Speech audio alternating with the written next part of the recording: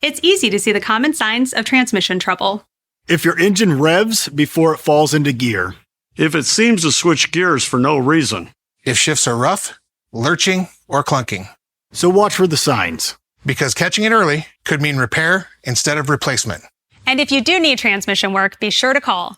Certified Transmission. The job done right at the right price. Find a location near you at certifiedtransmission.com. Enjoy legendary store-wide savings during NFM's Anniversary Sale. Earn reward cards while you shop. Get a reward card up to $150 on select furniture. Plus, get reward cards on select electronics. Receive up to a $500 reward card on hard surface flooring. Get a $150 reward card on qualifying refrigerators. With 24-month financing on qualifying purchases. Shop incredible savings during our 87th Anniversary Sale. Only at NFM. Minimum monthly payments required. 18% APR. Some exclusions apply. See store for details. Hey, I'm Brittany. I have a podcast called You Probably Think the Story's About You. It's a true crime narrative. It starts out as a love story. I was on a dating app and swiped right on some dimples. He just sucked you in. Good looking and seems like relaxed. And the dimple got and me. And the green eyes. Yeah, you're just screwed. Through the 8 episodes, it takes a lot of twists and turns that even I didn't expect. You know that's a lie, right? Yeah, We didn't stand a chance against his charm. There's a lot more to talk about than him. Life is so fascinating because I would imagine we're all full of these threads, and if you start pulling on them, some of them don't quit. She was like, so you're not going to use his name? And I was like, no. And I was like, because this isn't about him anymore. You probably think this story's about you. It's ready to binge now, wherever you get your podcasts. You can support this podcast at patreon.com/partnersincrimemedia. I'm Rebecca Lavoie, and this is Crime Writers On.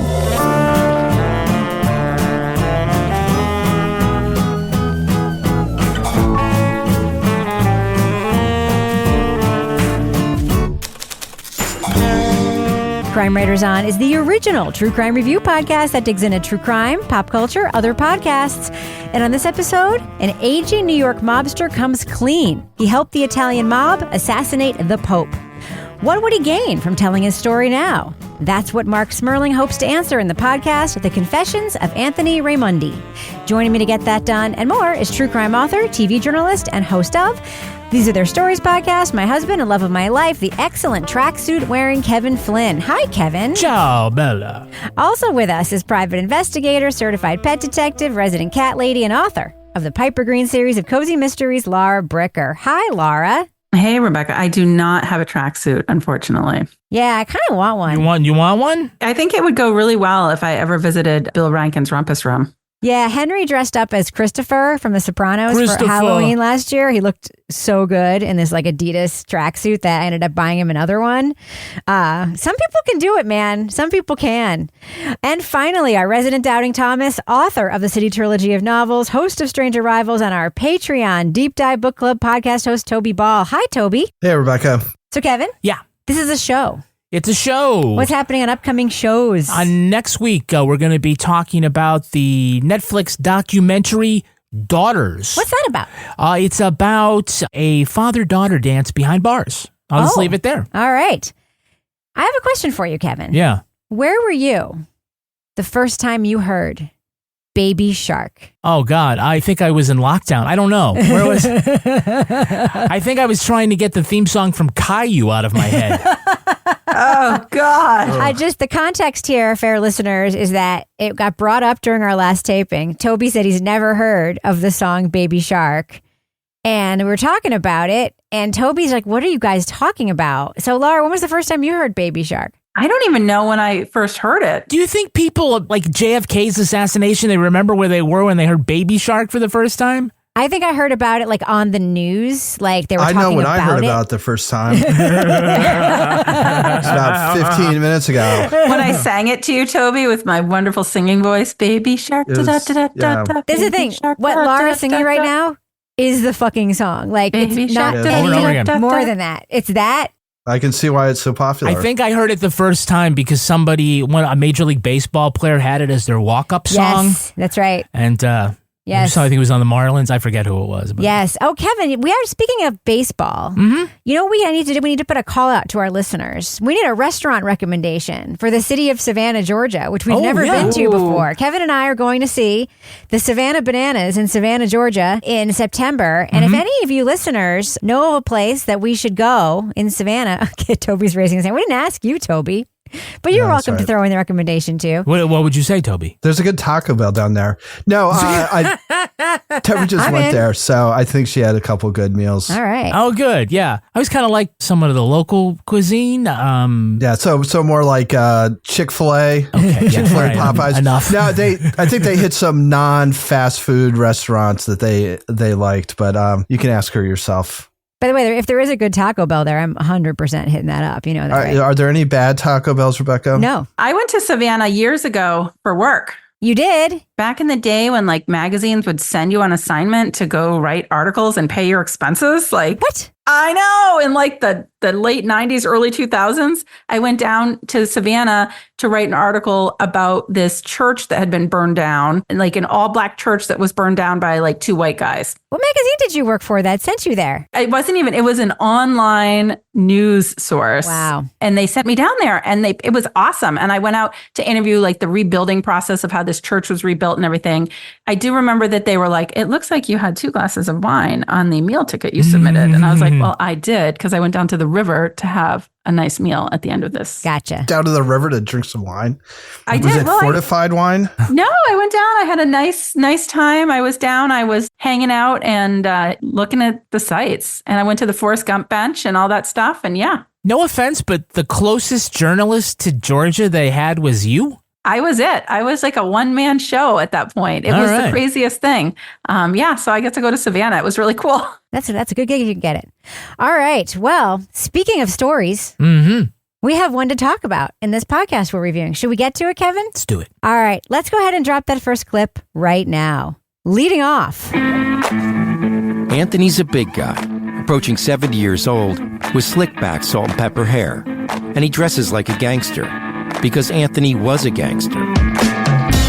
As he nears the end of his life, an aging hitman makes a confession to podcast host Marc Smerling. In 1978, he traveled to Rome to help the Italian mafia assassinate Pope John Paul I to cover up wrongdoings by the Vatican bank. You know what's going to happen to me when I die? I'm going to go to heaven. God's going to say, nah, fuck you. You killed one of my popes. Anthony Raimondi says he got into organized crime because his father was a ruthless mob enforcer. Instead of going to prison for killing a rival, he was recruited into a secret commando squad in Vietnam and later instructed mobsters how to poison the Pontiff. The only problem for Smerling is he can't verify anything Raimondi's saying. And I could go through a long list of factual problems you have with your stories. I don't want to ambush you. This is not the jinx. I want to tell you we have a fact-checking problem. In the Confessions of Anthony Raimondi, Smerling walks us through the mobster's tales and his proclaimed role in the secret killing of the head of the Catholic Church. As the Crooked City host tries to discern fact from fiction, he wonders if the exploits are real or whether Raimondi believes they are. Spoiler alert, we are going to be talking about plot points from the Confessions of Anthony Raimondi. So if you want to remain spoiler-free, go to the estimated time code in our show notes for our thumbs up or thumbs down reviews. All right, Laura, we have a setup at the beginning of this podcast, and Marc Smerling definitely has a style. So what did you think at the start of this podcast as we kind of heard what we were about to get? We're having a root talk. It reminds me of Crime Town. In the beginning, I'm like, I think Kevin's going to get behind this. It's got kind of a Kevin Flynn sort of vibe. There is St. Augustine's Church. That's the stone church. That's where I got there. married. Oh, my St. God. Augustine's. So weird. What a small world, huh? St. Augustine's. I did my communion there. I did my confirmation there also. And they describe his slick back hair, his shiny black tracksuit, his gold bracelet. Think of Big Pussy from The Sopranos. And then they get into like the black Dodge Challenger muscle car. And they go out to the neighborhood. So we're setting it up. We're like, okay, we've got a super colorful person that they're riding around with. I would totally be on board with driving around and hearing stories from this guy because he sounds like an interesting person. And it definitely had that feel, that like kind of old school mobster vibe right from the start. So, Toby, we hear this story about this plane crash in Brooklyn that happened when Anthony was a kid. Part fact, part fiction, as it turns out. What did you think of that setup for the show? So, I mean, the thing is that Anthony says that I think he was 8 years old. He's in a classroom that when he looked out and saw this plane coming down, that there was a guy on top of the plane, like literally like riding it like a surfboard. And that guy was Death. And you could think I'm crazy. People think I'm crazy when they hear this, whoever. I kept telling them that I seen somebody standing on the plane. Just to be clear, Anthony's saying that he saw a man riding on top of a crashing plane. In some ways, it seemed like a great beginning because it kind of foreshadows this thing of like, he's a fabulist. He tells these stories that kind of feel true to him, but aren't and actually cannot possibly be true. Like when I was listening to him, I'm like, okay, this is, whatever, kind of weird story. Like it clearly didn't happen this way. But then in retrospect, you're like, oh, so maybe this is just the way all these stories are, is he's just telling these stories that kind of feel right about the way he kind of feels like he fits into his sort of social scene or whatever. So in retrospect, I thought it was an awesome beginning, but when you first hear it, it's like, okay, this is kind of an interesting way to start. I'm not sure what I'm supposed to do with this. Would it at all be possible to hear screams coming from inside a pressurized roaring jet going 100 plus miles an hour past your window? No. That's when I kind of knew he was full of shit. But I was like, okay, he's full of shit. Let's see where this goes. Yeah, but when you're remembering something from when you're a child, you layer memories on top of the memories you have. That is true. And there was a plane crash. I mean, I feel like the screams are like less believable than the Grim Reaper. But actually, the plane crash did happen. Yeah, when they were in school in the neighborhood. So that actually did happen. And there is a tendency when you're a kid that if you had an event, you layer other memories on top of it. That's what I assumed was happening. That like he was layering the people with their hands at the windows looking at. I mean, to me, it's like he was actually remembering the Twilight Zone movie on top of this plane crash. Yeah, that's exactly the one where they look out the window and the guy's like, ah! On the wing of the plane. Yeah. I was like, he's conflating that freaking movie on top, or the episode, either the episode. It would have been the episode, or the William Shatner thing on top of, was it John Lithgow in the movie part? Yeah, that was years before the movie. I know, but he may have seen the movie as an adult and he's conflating the two. Anyway, that's what I thought was happening. Anyway, so Laura, when you first heard the Pope story, did you think at all that you would ever get to a point where you would believe it was true? No. Okay. I was like, this is absolute bullshit. If this was actually the case, we would have heard about it before now. This is the most ridiculous tall tale I've ever heard. Anybody else believe it? I was like, it would be cool. Like, wouldn't it be interesting if we found, but I'm like, no, this is bullshit. Well, the idea that the Pope was assassinated has not been verified at all, but that is a thing that sort of was out there. Yeah. Especially if you saw Godfather 3. Like, did it actually happen? Probably not. But I'm also like, I don't know about you guys, but I'm wondering why the Italian mafia needs advice on how to kill somebody. It's kind of like, that was your thing, right? And why are they going to this guy to workshop the assassination of the Pope? It's like, what do you think, Anthony Raimondi? Well, I don't know. Do you got Benadryl or whatever Oh yeah, that's a good idea. Hey, how about, I'm going to do an Italian accent. It's probably very racist, but I'm going to do it anyway. Hey, how about you come over here to Rome and we sneak you in the Vatican and you can watch and make sure we do it right. You think it's like, racist to do an Italian accent? It's not, but Italian is it's probably the next thing that's going to go is the Italian accent, but I'm going to leave it. Italians are doing fine. I know they're doing fine. It's very Don Novello. Yeah, thank you. But that's the thing is like, no, you need to come because we, the Italian mafia, can't possibly do this on our own. So you must come and be in disguise and lurk around the Vatican and just pretend to be a priest that nobody there has seen and then slip out of the country. Thank you, Anthony, for your service. Thank you, sir. I says, can you get liquid Valium? He says, yeah. All right, bring him his tea and you have liquid Valium in it. But the tea's got to be really sweet. He goes, he likes it really sweet. He goes, liquid Valium doesn't have a taste, but sometimes there's a little hint that this doesn't taste right. The biggest mystery in this whole thing is why the people who initially pitched this story thought that it could possibly be true. I have a question about that. And I've asked this question before. when we've done other things about mob stuff. So this is not dissimilar in concept from another podcast we listened to this year that is one of my favorite podcasts of all time now, Beyond All Repair, which is a story about a reporter trying to verify a story that somebody has told her. From an unreliable narrator. From a very fucking unreliable narrator, right? And it's her personal journey being kind of potentially bullshitted by somebody with a high stakes reason to lie who has, like, their story has changed a lot over the years, right? Granted, the players are different or whatever, but like that's the essential concept. But this is like a mafia guy who has basically, and I feel like there's something about mafia stories that are appealing to someone.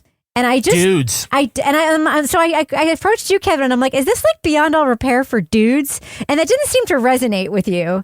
So I'm it's like serial killer stories for men. Well, I'm like, and you, women love the serial killers, but we have our favorite mobsters. That didn't seem to resonate with you, right? When I first said that when I said, is this Beyond All Repair for dudes? It didn't seem to resonate with you. So I'm like, who are like the glorified mobster stories for in 2024? Like, who wants to hear a guy who is admitted to killing a bunch of people tell charming, raconteur stories and verify whether or not they're true? Like, who's that for? Because I don't find this guy fucking charming at all. Like, I find him super gross. Obnoxious. He's super gross. Well, I think the movies, and in particularly Scorsese, but some others too, have kind of created this legend of the mobster as sort of anti-hero. So you can watch Goodfellas or all three of the Godfathers or The Sopranos, which I have not seen. There's a template for it, right? And it's these, at least in their minds, larger than life sort of mafia guys who, like, they live violently, but there's some supposed code that they're adhering to. And it's like this subculture that there's violence, but there's also honor and all this stuff. So that, I mean, you can hear him kind of parroting it back about like why these people in particular, he had to kill or they, this is what he couldn't do and this is what he could do. And, all this stuff, it's all according to this code. And I think, it's probably sort of the same type of stuff that, you don't hear a lot of like popular stories about knights in shining armor anymore, but I feel like it was kind of the same thing. It's like these violent people who live by a certain code that in the stories is made to seem as though it has some kind of moral functioning. But to me, it's super dumb. I'm listening to this. It's like, he seems like a fabulist. He's either lying or he's killed people for no real good fucking reason. And it is. I mean, I think it's interesting that we'll take a look at a story like this and be like, what a over the top guy. And he killed all these people, but it's the law of the mob or whatever. But if he was like a drifter or something, you'd be like, this guy's fucking a psycho. But in fact, it's just another guy who's killing for no good reason or whatever. And we're just sort of conditioned to be like, oh, the mafia is like, that's kind of the way they do stuff. And there's a reason for it. And I think it's the influence of popular culture. It's ridiculous. Yeah, and the influence of popular culture is felt all throughout our exclusive content on Patreon. Way to transition in the business section, Kevin. Yeah, I don't know if that's actually right or not, but I just thought it was a good open. It's not. Okay. Well, if you join us at patreon.com/partnersincrimemedia, you get all sorts of exclusive content. And by doing that, you're sustaining our podcast. You're giving us the ability to continue to make this podcast and all the other great stuff that we do for you. If you join us there, you get exclusive content. Like, first of all, you can get episodes of Crime Writers on early and ad-free, so you can already find out what our reviews are ahead of everybody else. You get great things like the Crime Writers on After Show. You will also get to do stuff like OPP. It is Other People's Problems. Yep. And on the next OPP, this is Rebecca's game show, Date with Dateline's Kimberly and Ellen Marsh go head-to-head, and they have a game show trying to get the best answers to questions that people put on the internet. It's way better than I make it sound.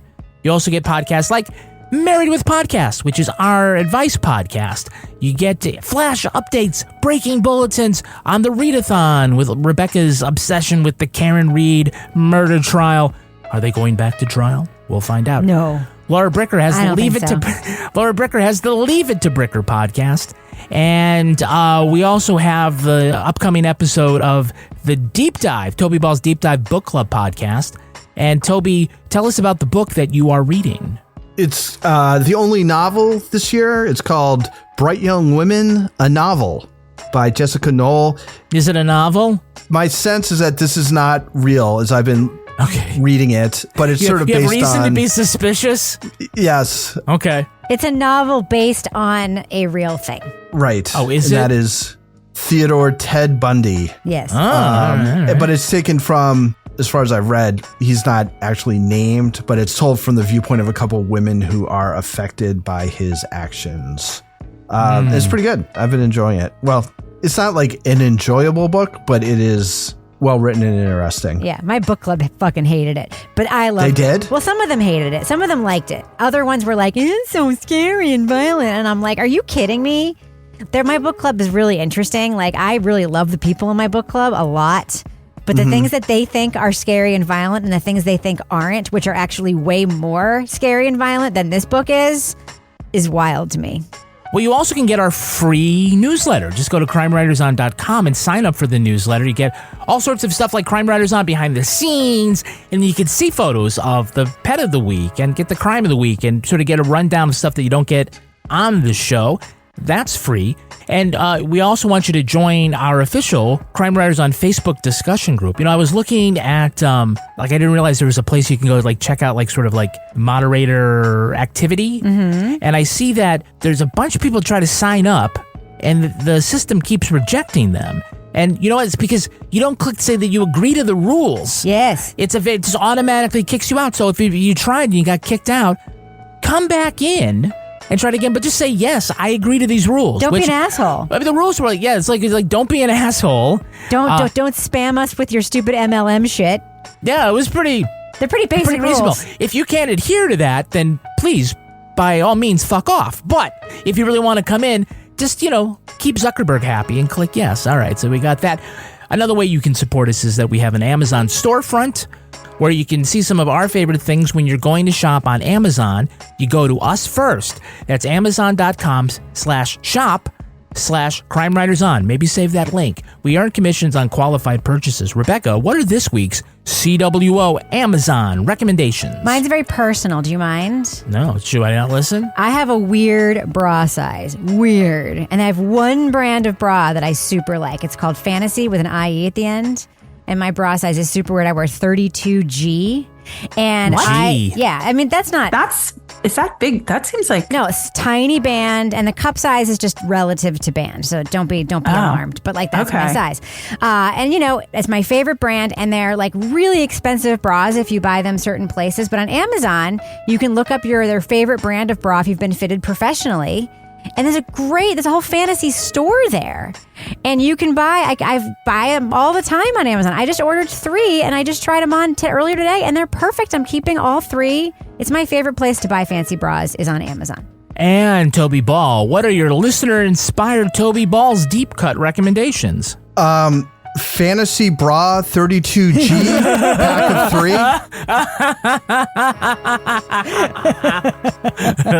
I see what you did there. I've also got the Starface Hydro Stars Big Pack, all in caps.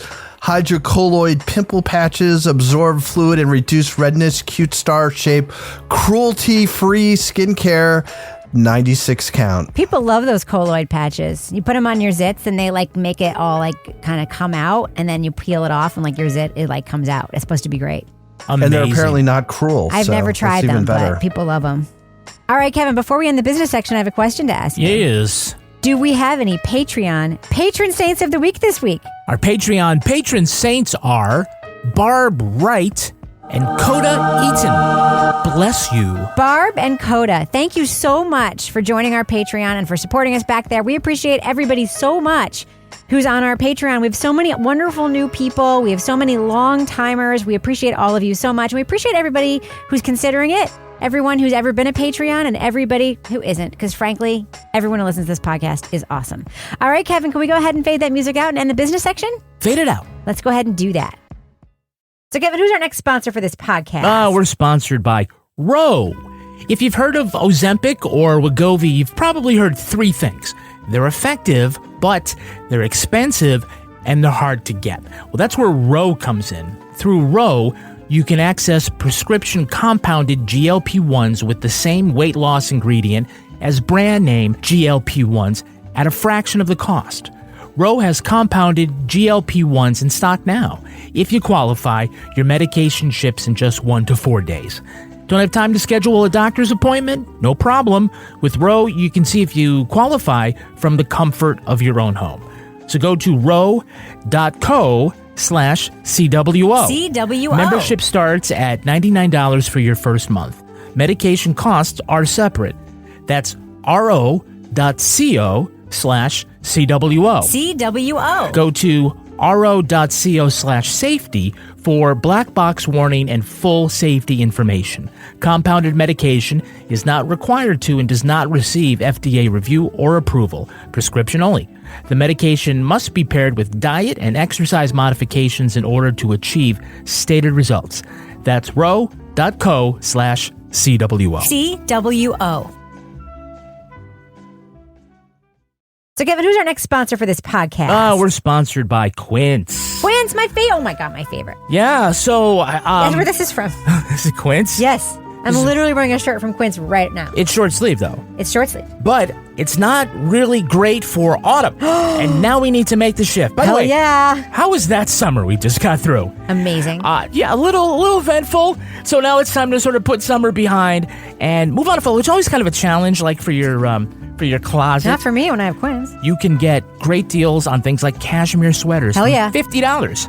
Pants for every occasion, washable silk tops, and so much more. And the best part is that Quince items, they're priced about 50 to 80% less than similar brands, but they also work with factories that use safe, ethical, and responsible manufacturing practices and premium fabrics and finishes. You know what I love? I'm going to rub your shirt here. This is like in an appropriate place. Lightweight, gauzy cotton shirt. I love that they show you like how much it would have cost elsewhere and like why they've priced it the way they price it. And so you know exactly why you're getting the value that you're getting. But then when you get it, you're like, this seems way more expensive. Their cashmere sweaters, by the way, gorgeous. Make switching seasons a breeze with Quince's high-quality closet essentials. Go to quince.com/crime for free shipping on your order and 365-day returns.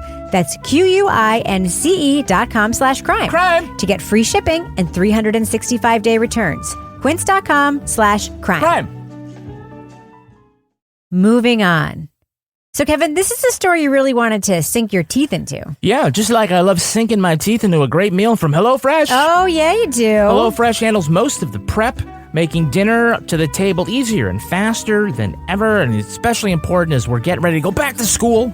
Yeah. And, you are doing all sorts of things, rushing around, getting the kids to their after-school activities means less time to prepare for a meal. But HelloFresh's Build-A-Plate meals are designed to let every member of your household create their perfect plate. So no more making multiple dinners to satisfy everyone on just one meal with so many ways to enjoy. Really? Now, Rebecca, you know that we are about to head out on a business trip. Yeah? So we're going to be away from home for a couple of days. So what I did is I arranged for that week that we're away to get two-person meals. Okay.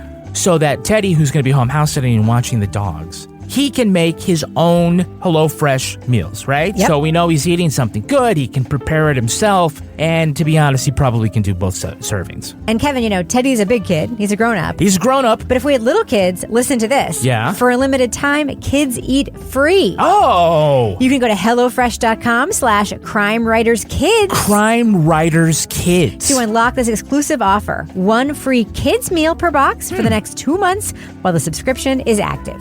That's free kids meals just by going to HelloFresh.com/CrimeWritersKids. CrimeWritersKids. So, Laura, before the break, we were talking about Anthony's, obviously being a mobster and my sort of questioning, like, the difference between a show like Beyond All Repair, which is about, like, questioning the veracity of an unreliable narrator and trying to get to, like, the truth of whether or not she did or did not commit this, like, murder. And, Anthony getting to the truth of whether or not he committed a murder. And this is a guy who admits, or he says that he committed a bunch of other murders, right? And I'm sort of questioning, like, who is this for? Like, who likes to hear these mafia stories? I'm just curious, what are your thoughts about that? Yeah, I don't think it's for me. Like you guys were saying before, I think that the men who are thinking about the Roman Empire might also be thinking about the mafia. I mean, I don't know. The Roman mafia, yeah. The Roman mafia. So this is like this macho, like bro sort of world that there are people that are very interested in this. There are people that want to watch The Godfather. I've never watched The Godfather. I have no interest in watching The Godfather. I know it's a classic. What? I know. It's not my thing, Toby. I know. When Toby Ball tells you there's a movie you haven't seen, that is low. That is low. I was watching The Godfather one time, and I was like, you know what? I'm so tired. I'm just going to wait until the shitty scene shows up that I'm not interested in, and then I'm going to go to bed. And I was watching for like an hour and 20 minutes, and I was like, fuck. Every scene is awesome. I just have to like shut it off and go to bed. It's that good a movie. Well, I mean, I did watch The Sopranos, so I did get sucked into that. But yeah, I think it's a very, there's somebody that's interested in this. There's people that live in cities where, you're hearing a lot about the mafia. Like obviously we hear, Whitey Bulger, and like we're in the Boston area. So people where that's been part of the culture maybe follow it a little bit more than I do. But yeah, it's definitely not something that's on the top of my list of like, oh, I want to go watch some mafia movies or like listen to a mafia podcast, because it's just too like toxic masculine for me in a way that I just don't really want to invest too much time in. Yeah, I grew up on Long Island where people revered John Gotti. Like I grew up literally in a culture where people were like Teflon John. They were so proud that he kept getting away with shit and not going to jail. And they were so sad when he finally did. And I'm not into it. But what's interesting to me is that this is made by USG Audio. They also made You Didn't See Nothing, which totally took on the culture of toxic Italian masculinity. Like it actually took it on in a very head-on way and was like, look at these unserious fucking clowns who think it's okay to talk this way and look this way and be this way and build this kind of community, this racist, awful, omerta bullshit shit. And this podcast isn't questioning any of that. I just think it's a very interesting sort of textural contrast between the two shows. But obviously here we have a big personality at the center, Marc Smerling, Kevin, who we're familiar with before. Marc Smerling is obviously a great writer, experienced podcaster, also made other media too. What do you think of Marc Smerling's presence here, Kevin? I'm impressed. I mean, he's a very accomplished guy. He's a distinctive voice in the true crime genre, because he always feels like he's talking to you in his delivery and not just reading narration. But unlike, say, Crime Town or Crooked City, this is an opportunity for him to do like first-person journalism, right? So it's a little more about, what he's going through behind the scenes and that kind of thing. I mean, the knock that I have like on Crooked City is that Smerling tends to fall in love with his research and create series that are just far too many episodes because he thinks like all of this is really good, and maybe it is. This seems to be about the right length here. The only thing I just couldn't get my head around was whether this was sincere. And so I think it's episode 6, maybe don't hold me to this, but we're a long way into the series. And then after a couple of staff meetings, Smerling starts like expressing his doubts about the veracity of the things that Anthony's been telling him. And I'm like, you absolutely were dubious before this about some of this shit, right? Like with the first time you had trouble fact checking something, when you couldn't like get like other mobsters behind jail to start talking about. I mean, this is the whole thing, right? About Anthony Raimondi, whether he's full of shit or not. It certainly didn't, occur to Marc Smerling in the middle of the night a year into this that, oh my gosh, maybe he's pulling my leg. At this point, I look over at Zach and notice the floor-to-ceiling window beyond him. It's dark outside. I glance at my phone and see a screen filled with missed calls and text messages. And I realize we've been talking for 5 hours. But Anthony just keeps going. It's starting to feel like he's auditioning for a role he's always wanted. Toby, do you think somebody is a better person if it turns out they like animals? Kill a pope, love a puppy. I don't know if, I guess I got to have some serious questions that need answering. If the I love animals is going to tip the balance one way or the other. It's never a strike against you. But yeah, I don't think it doesn't absolve you. Did you hear him say, I want to be buried with all my animals, though? Weren't you curious as to what he meant by that? That sounds like a fucking nightmare. Is he holding on to his dead animals? Do they all or do you have to die at the same time he dies? That was my question. Well, that's like an animal a pharaoh. hitman comes in. That's like I think isn't that what happens with all the pharaohs? Is that like they would die and then they like kill their animals and some of their servants, and so they could all be buried together in a tomb. Yes, they can all be in the afterlife together. And there's nothing that says I love animals more than having your pets killed when you die. I don't know if that's what he meant. Maybe he meant when they eventually die, he'll be buried with. I don't want to put words in his mouth. They're gonna disinterm like the whole thing and then throw some Fluffy cats in on top. It's kind of a weird detail to focus on in the mafia. It just seems sort of beside the point. But who am I to say? I'm not a made man. Laura, there are these moments where these like kernels of potential truth end up sort of sucking Marc back in when he finds out that Anthony's superior in the military, like he actually knew his nickname that no one else knew because the daughter confirms that. We also get the back end moment where he has conversations with his team about how he's going to interview Anthony and sort of confront him about whether or not he's being truthful. So there's some sort of like transparency there about process. What did you think of that part of the podcast? That's the part of the podcast I actually liked. Because in the beginning, I was just like, okay, this guy's blow hard. But then I was like, this is really interesting. Because after listening to all these fantastical tales, now they're like, we're trying to fact check them. Things are not showing up. But he's interesting in the way that he tells his stories, Anthony, because he's just specific enough to make it sound believable. So he'll have like some detail that's like accurate. And then there's just like a bunch of other stuff that's totally like bogus and made up. But it's like, you know, you've got this kid, Billy, the person who met him in Brooklyn, and he believes him. He heard Anthony because he heard Anthony killed somebody. You've got Joe, who helped him sell the counterfeit stocks. You've got Doris, the ex-girlfriend, who said, you know, when he was on the run, he invited her to the Vatican to keep him company. So it's wild the way it's set up. But what I appreciated about when they are like sitting down and like Marc is like just going to go in and be like, yeah, so we're having some trouble. Your story isn't like panning out. And then the rest of the team's like, well, maybe there's another way to back into this. So I always appreciate that as somebody that asks questions for a living, trying to elicit hopefully truthful information from people, how other people go into those situations, because you have to kind of tap dance around the person you're dealing with and their particular, in this case, you know, narcissism or whatever is going on with this person, to not put them on the defensive, because then you're not going to get any information, but to call them out on their bullshit in a way that they know that you know that they're full of shit. So I thought it was interesting in the way that they had that conversation. And then he goes in and he's like, hey, so yeah, we've been fact checking, and he kind of goes through the positive things first, kind of lull Anthony into like, okay, I'm not under attack. But then he's like, but these other things don't actually pan out. So to me, I was like, okay, this is the part of the podcast that I'm actually curious about, because it was kind of like how the sausage is made, but also something you're thinking the whole time you're listening to it. Like, who actually believes this guy? And like, how the hell are you going to confirm any of these crazy stories? Like, it just went on and on and on. So I thought that was really interesting to see that sort of behind the scenes look at, okay, here's how we are going to approach this, and then listen to it as it's playing out. So Kevin, why is Anthony doing this? Why does he keep talking and talking and talking and talking? And like, why would he, for instance, talk about shooting somebody at a bar, a crime for which he was never charged, when there is no statute of limitations on, I don't know, murder? Oh no, he was charged and was going to go to jail, but instead the guys from the A-team came in and brought him to Vietnam because he was so good at killing people. Well, his motivation seemed to be attention and validation, right? He's not confessing crimes so much as he's broadcasting them. I mean, he's really thirsty for the attention because he's no longer in the mob, right? Or he's not, you know, in the mob circles or whatever. He wrote a book.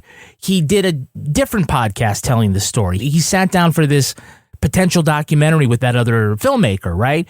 And, you know, that's one of the things like that Marc uses to like confirm like his stories and whatnot. So he just wants this kind of recognition. And I mean, that in and of itself should make critical thinkers dubious of what he has to say. But I mean, it's really about him. And I think the end of the podcast felt just a little abrupt, because the conclusion is that, you know, maybe what he's saying is exaggerated or it's cribbed from movies, but they don't feel like he's lying to deceive. He may actually truly believe these things happen because he is a fabulist. So, you know, why he's saying this is a really important thing, because It's not that he's like worried about getting arrested by the FBI or Interpol's going to bag him for assassinating the Pope, but he is the subject of the story, is not so much his escapades, his alleged escapades. He's got a book to sell. Yeah. Was it When the Bullet Hits the Bone? What was it? The badass title?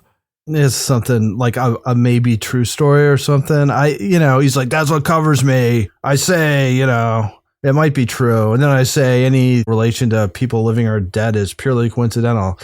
It's like, dude, why don't you just write a novel? Yeah. He did. Why pretend it's real? But whatever.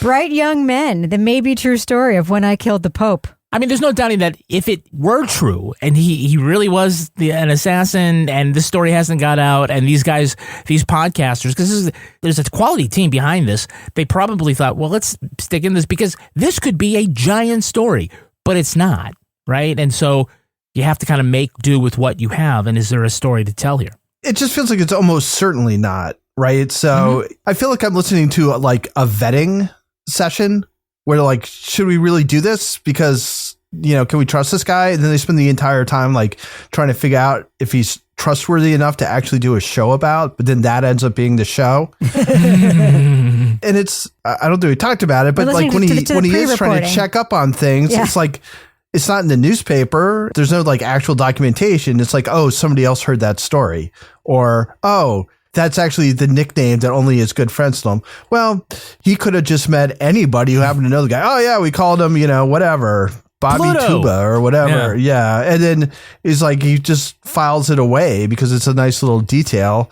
As journalists or writers, it's like those little details are what makes the story in some ways feel more urgent or real or whatever. So I think he had a good sense of, if I'm going to tell these bullshit stories, it's really going to help me if I have these little details that are checkable in some way. They're not the kind of details that will make it to a newspaper article that they're going to look at and be like, oh, okay, this is obviously bullshit. But it is the kind of detail where you're like, oh, did he wear patent leather shoes all the time? And then it's like, oh yeah, he always wore patent leather shoes. And it's like, well, then he must have known. And I kind of felt like Smerling was spending a lot of time chasing down, like, did he shoot some guy in the face? And it's like, well, I don't remember him. And then, oh yeah, I heard that happened. I heard he did that. So it's like, oh, well, I guess we don't really know. One person who was there says she doesn't remember it. And then this other guy who wasn't there says years later that he heard the story about it. Yeah. But it's because he gives and just enough specific details, like with the plane crash. It's like Miss Piccarelli. She was at the blackboard. There was a big black boy in the front and this and that, like just enough details. Exactly. That it's like, oh, this is plausible. You know who else did that in real life? Henry Hill. He's a liar who... This guy from Goodfellas. The real life Henry Hill, informant from Goodfellas, lied to the FBI. He lied while he was in witness protection. He completely fucked up his own witness protection like over and over and over again. He portrayed himself as being a much bigger deal in the mafia than he actually was. He was actually a very like low level guy. The reason why he was never rubbed out was because like nobody actually gave a shit about him because he wasn't a big deal. Right. And that's what he has in common with Anthony, that he's not an important person. Yeah. He's not important. And this is his way of making himself feel important, which is to take these stories that might be based on something real or something that happened to him. And he might actually believe they are real, but they aren't. Yeah. Nora Ephron was married to Nick Pileggi, who wrote the script for Goodfellas, right? Mm-hmm. And Nick Pileggi was interviewing Henry Hill. And she knew that so much that Henry Hill was full of shit that she wrote My Blue Heaven at the same time, which is the movie starring Steve Martin. Yeah. Which actually came out first. And it's about this like mafia guy in witness protection who with Rick Moranis as his handler, who's just like a total bullshitter like guy who just fucks everything. Anyway, it's worth seeing because it actually, I think, is a more realistic portrayal of like what kind of like awful people these people are. Anyway, really, it's been one of my favorite stories about like the Goodfellas lore along the way. And it also involves Steve Martin, one of our favorite people. Enjoy legendary store-wide savings during NFM's Anniversary Sale. Earn reward cards while you shop. Get a reward card up to $150 on select furniture. Plus, get reward cards on select electronics. Receive up to a $500 reward card on hard surface flooring. Get a $150 reward card on qualifying refrigerators with 24-month financing on qualifying purchases. Shop incredible savings during our 87th Anniversary Sale, only at NFM. Minimum monthly payments required, 18% APR. Some exclusions apply. See store for details. If your child is struggling in school, then IXL is right for your family. IXL is an online learning program for kids that covers math, language arts, science, and social studies. Backed by research, kids using IXL are scoring higher on tests. It's no wonder it's used in 95% of the top 100 school districts in the U.S. Plus, a month of IXL costs less than an hour of tutoring. Get an exclusive 20% off IXL membership when you sign up today at IXL.com/20. Visit IXL.com/20 to get the most effective learning program out there at the best price.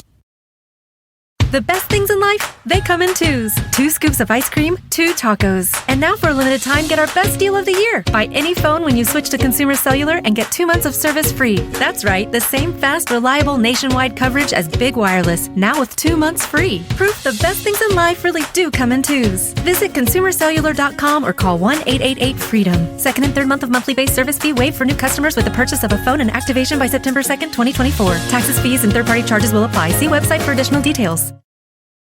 Hi, I'm Angie Hicks, co-founder of Angie. When you use Angie for your home projects, you know all your jobs will be done well. From roof repair to emergency plumbing and more, done well. So the next time you have a home project, leave it to the pros. Get started at Angie.com. All right, let's do what we do. Let's let our listeners know, should they check out the Confessions of Anthony Raimondi? Laura Bricker, what do you think? Thumbs up or thumbs down for this podcast? So I didn't love this podcast. I didn't hate this podcast. The first episode, I was like, oh, this is kind of interesting. This guy's like telling fantastical stories. He's very colorful. There's a lot of like special sound effects in there that we all love. Sometimes not. But it just, gangster mafia stuff just isn't my thing. And this particular story, I was just kind of like, it ended kind of abruptly for me. I wasn't really sure, like at the end, I was like, okay, I don't know. So I didn't come away feeling super strongly one way or the other. So I am just going thumb sideways with this. If you like mafia stuff, you will probably want to listen to this. If not, move along. Toby Ball, thumbs up or thumbs down for the Confessions of Anthony Raimondi? I like Marc Smerling. I hate to do this. I'm a thumbs down. Like, this seemed to me to be just a very, very strange project for him to take on.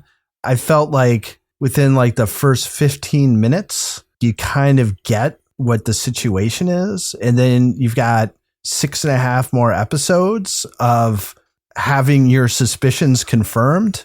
And it's not until the very end that I think it's like sort of confirmed out loud. Like, there were times that I was sort of like, what was the idea behind actually doing this? Like, I don't understand.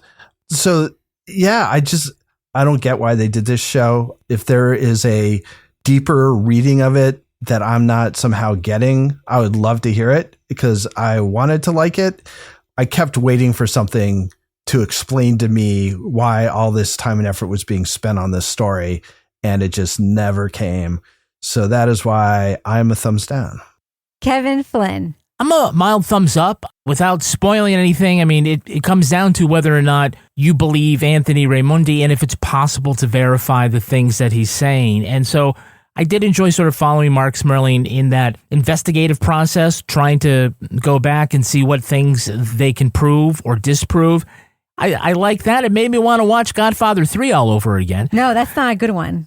No, it's not a good. That's why I haven't watched it in a while. I'm like, oh yeah, that's right. Don't they kill the Pope in that? They have like the end where they have to like kill everybody in all the movies. I saw it once, and I have like a million years ago, and I'm never watching that stupid fucking movie again. Like Godfather 3? Yeah, 3 is the bad one. Well, it's not great. I mean, once you get pulled out, they pull you back in, right? So Anthony is an interesting character. I do like, what Marc did with this. It's not a great podcast, but it was entertaining enough for me to give it a mild thumbs up.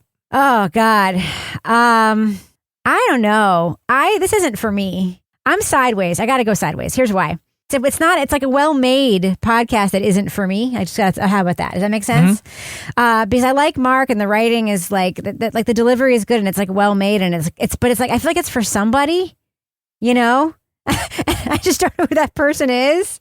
You know what I mean? So I can't say, like, last week we reviewed something that's like just was poorly made, and I'm like, I don't know who this is for because it's like it didn't do the subject justice or whatever, and I'm like, somebody would be interested in this guy and this subject and this whatever. And I initially called it like beyond all repair for dudes. And I don't think that's quite right. It's like beyond all repair for somebody who'd be into this, which is not me. And I'm actually very surprised that this came out. I mean, the fact that this would come out on the heels of You Didn't See Nothing, which really took apart this culture like so beautifully, is surprising to me and weird to me. But I can't say it's like a bad podcast. It's like beautifully put together, and there are parts of it I very much enjoyed listening to, but it's not for me. So because of that, and it's like a hard not for me, I'm going to give it a thumb sideways. Does that make sense, Kevin? Makes sense to me. All right, I'm going to leave it I can there. respect that. Thank you, Kevin. Well, I wanted some respect. Oh, God. Don't do that. What is the... You come to me on the day of my daughter's wedding. Oh, no. What? Sonny! I knew it was Bazzini all along. Don't take the causeway, Sonny. Where my child plays with his toys. No, that's Pacino. I know. That's right. All right.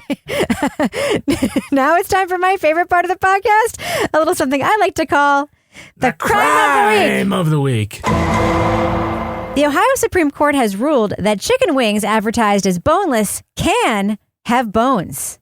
In a controversial ruling that split the justices 4-3, the High Court ruled against a man who got a torn esophagus and developed an infection after swallowing a bone in his buffalo tenders. Michael Berkheimer says the restaurant should have warned him that their so-called boneless wings might contain bones. The Supreme Court ruled that, quote, boneless wings refers to a cooking style and not a menu item. Okay. Bullshit. That's fucking bullshit. It also said Berkheimer should have used caution because it's common knowledge that chickens have bones. So, panel. Justice. Bones and boneless wings sounds like false advertising. What other food has a surprisingly deceptive name? Laura Bricker, what do you think? Spotted dick. Oh! No spots. No spots. No spots in spotted dick. Dopey ball. What other food has a surprisingly deceptive name? I'm still trying to wrap my head around this, that they said a boneless chicken wing, what they're describing is a cooking process, and it's not actually a thing that doesn't have a bone in it. It's fucking bullshit. It's a bullshit fucking ruling. It's a pro-corporate, in my opinion, bullshit ruling. The court system is out of control. It was a 4-3 ruling, to be fair. Yeah. It was not a unanimous. I want to read the dissents. Something about corn dogs. There's no dog in there. Yeah. Kevin, what other food has a surprisingly deceptive name? There are no nuggets in chicken nuggets. No. And everyone knows chickens have nuggets. Yeah. What part? The nugget. What would happen if you found a bone in a chicken nugget? What do you think would Everyone happen knows then? chickens have bones, Toby. You should expect that. It's mechanically separated chicken, reconstituted with xanthan gum. Whipped into a blender, reformed. I mean, let's just pause on this for a second. Isn't the whole fucking reason... So we go to B-Dubs quite a bit, me and Kevin. Mm-hmm. It's our favorite guilty pleasure place on a Sunday to go, watch some giant-ass sports on giant-ass TV, play some trivia on my phone, drink some beer, and eat our regular order that we get the same thing every fucking time. And we get the bones. We get 20 of the same, so we could bring a few of them home, have for lunch the next day. We get the same 4 varieties, or I get the same 2. Kevin changes his 2 every time. We get fries with fucking salt and vinegar powder on them, right? Same thing every time. We get the kind with the bones, because that's wings. When I'm with you, yes. If you get the boneless kind, it's because you don't like the kind with the bones. That is common fucking knowledge, right? Yeah, you don't want bones. I like both kinds. I like the kinds with bones if I get them at a place I like bones. where I don't eat them with a fork and knife. I don't get my fingers But on they're them. not They should be wings. called No, boneless they're not wings. No. But they're not wings. If I get boneless wings, I don't expect them to be wings. But I do expect them not to have bones. Yes. I mean, that's it, right? They literally have it in the name. No one sends it back like, I'm sorry, this is not wing. Yeah. Yeah, I mean, there shouldn't be such a thing as boneless wings is problematic to begin with. Mm-hmm. If you're getting a fucking chicken wing, you're getting a fucking bone. And They don't it's say either, boneless legs. So yeah, if you want to get a chicken tender, but that's common fine. sense that there are bones in chicken. So chicken tenders are also There should subject be bones. to You might get a bone. Buyer Is there beware. a bone in the chicken tender part of the chicken? Yes, of course. Nuggets. The tender part? Nuggets and tenders. I'll take 2 nuggets and 1 tender, please. By the way, the desert heat and the hot are the 2 best ones. Anyway, all right. That's going to do it. Before we go, though, Laura, I have a very important question for you. Do we have a cat of the week this week, and does it have bones? This cat has bones. This is a post that was sent to me near and dear to my heart, Anna Breck. Anna says, yesterday, a neighbor stopped by to tell me her cat, McCallum, aka Cal, had been missing for 6 days.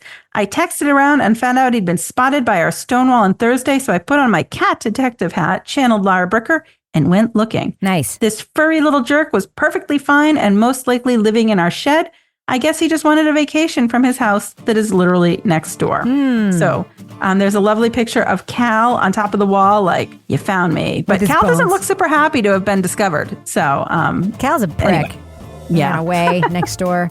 All right, Laura Bricker. Of course, if people want to send us their animals to be cat of the week, it could be any kind of animal. Just email us at crimewriterson@gmail.com or put it in our Facebook group. But if they want to reach you online, like on Twitter or whatever, how can they find you? They can find me at Laura Bricker. Is that also your Instagram handle, Laura? That is also my Instagram. Both Twitter and Instagram, you can find me there. Yeah, and you can also, by the way, PM me on Instagram. I do look at those, and I do respond, by the way.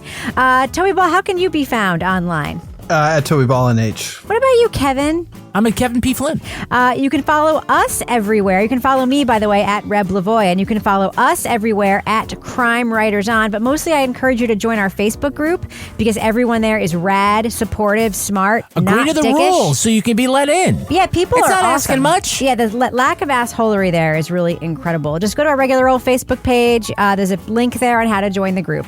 Get all the shit we make on Patreon by going to patreon.com/partnersincrimemedia. Get that shit. If you are a member of the $15 level, you could have already listened to this episode. It would have been amazing. You can also get our after show, everything. Our theme song was composed and performed by Ty Gibbons. Our editor is the very smart and very tall Livy Burdett. The executive producer of this program is sitting next to me, and his name is Kevin. This show was recorded in Studio C, The Closet, in our New Hampshire basement where the Italian mafia also comes for lessons on how to kill someone. Just put your fingers around that throat. I'll show them how to do it. On behalf of all the crime writers, thanks so much for listening. We will catch you later. So the last names are Eaton Wright. That's the that's what I'm taking away from this. I love that. Eating right. I'm eating right. With a cucumber.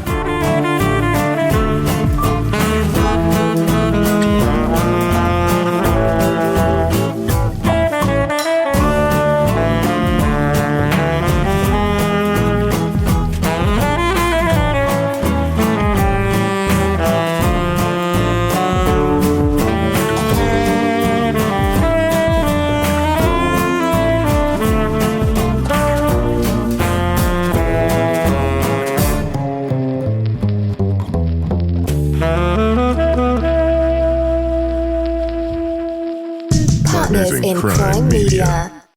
Enjoy legendary store-wide savings during NFM's Anniversary Sale. Earn reward cards while you shop.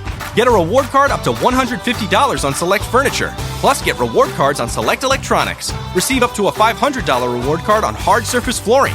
Get a $150 reward card on qualifying refrigerators. With 24-month financing on qualifying purchases. Shop incredible savings during our 87th Anniversary Sale. Only at NFM. Minimum monthly payments required. 18% APR. Some exclusions apply. See store for details.